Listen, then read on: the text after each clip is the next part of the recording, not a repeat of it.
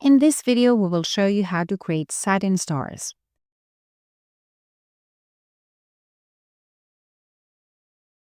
We will start with a polygon shape, multiply it using circular array, fine-tune the shapes, and adjust satin directions using the stitch flow.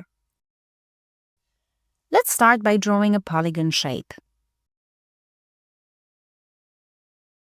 Set the number of sides to 4 and click and drag to draw the shape. Remove the outline as it is not needed and set any color you like.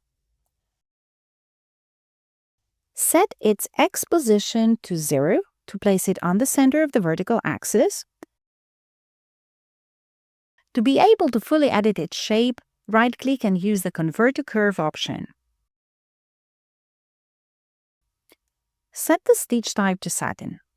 Don't worry about the direction of the stitches, I'll show you how to fix them later on in this video. Now with the polygon selected, move the plus handle that is usually at the center of the object to the center of the axis. Go to Arrays and start Circular Array. Set the start and end angle to 90 degrees to make a full circle. Set the step count to the number of rays you like the star to have. Use this handle on top of the green line to move the polygon's corner to the center of the array. Don't fuss about the shape at this point, we will adjust it after applying the array. Now apply the array and start the node editor to make these polygons look more like a star. To do so, let's select the nodes in the middle and move them towards the center of the star. All polygons are updated, so take your time to fine-tune it as you like. Any edit on one of the polygons adjusts the whole star.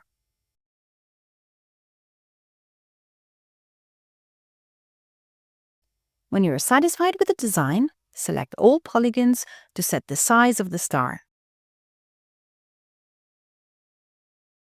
Finally, start the stitch flow and click to select the polygon.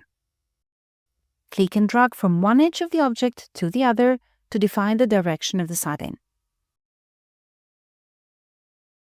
Repeat the process for all polygons. Sometimes you may need to add more than one directions to adjust the flow of a polygon.